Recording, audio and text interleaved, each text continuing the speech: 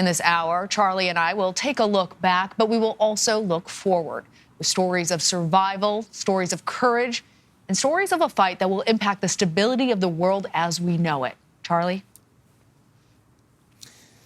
Lana, President Biden made an unannounced visit to Kyiv this week and vowed his unconditional support.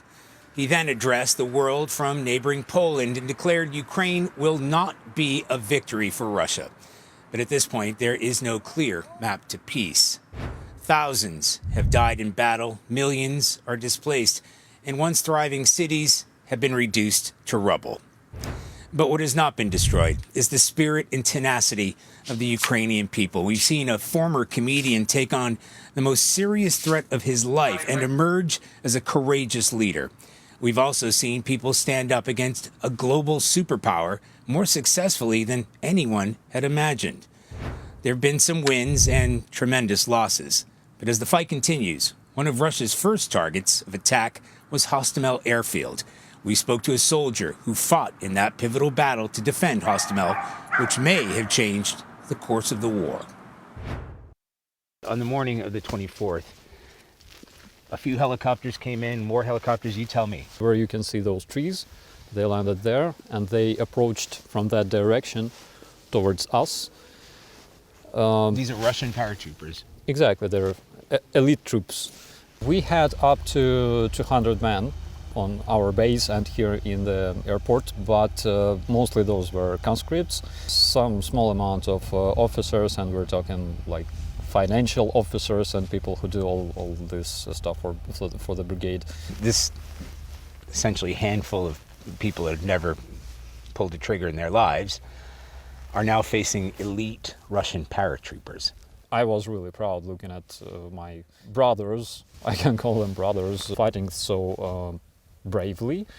That was very inspiring. One of the moments was, when they started shooting at the helicopters. And when you say shooting at these Russian helicopters, you're not talking about surface to air, you're talking about small arms fire. That's the thing. One of the surprises that morning was that you can actually shoot down Russian Ka-52, that famous flying tank, using just concentrated fire from your rifles.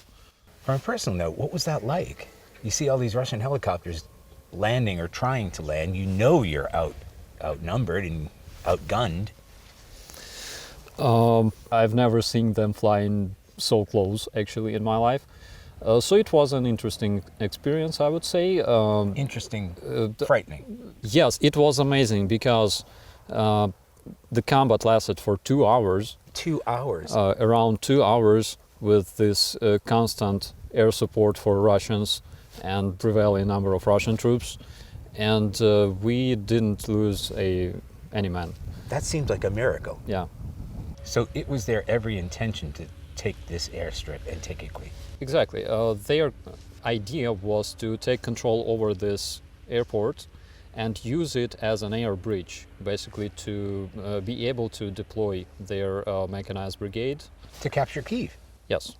At least for that time, your men were able to hold off the Russians until reinforcements came in, essentially. Yes. We had some of our soldiers captured. They were defending the radar that was quite far away from our main troops. We managed to exchange them, and when they returned home, they told us a lot of interesting things. First of all, when they were interrogated, they were asked, "Why did you shoot at us? We were trying to liberate you, They genuinely asked that question, as if they were surprised. Yeah. You must have felt overwhelmed. The Russians were throwing some of their best equipment and personnel in a very concentrated area. Was there a time you thought, I'm not sure we're going to win this one? There was no way for us to lose, because first of all, if we lose this war, Ukrainian nation is no more, because all this war is based on hatred towards everything Ukrainian, hatred towards West, and all those values that we respect and appreciate. So if Russians win this war, we will be eliminated as Ukrainians. Fighting for your existence. We are fighting for our existence and for our future. Now, Starsky told us that some of his soldiers are so green, the only experience they had was playing Call of Duty, yet they stood courageous and didn't lose a single man. Lana? You know, it's really incredible, Charlie, that they have video game experience up against these elite Russian troops, but then it seems from the conversations that you've had that their secret superpower has been in many ways the fuel of their conviction. Yeah, that's right. And, you know, they had that sort of confidence to see how outnumbered they were and the fact that they were outgunned.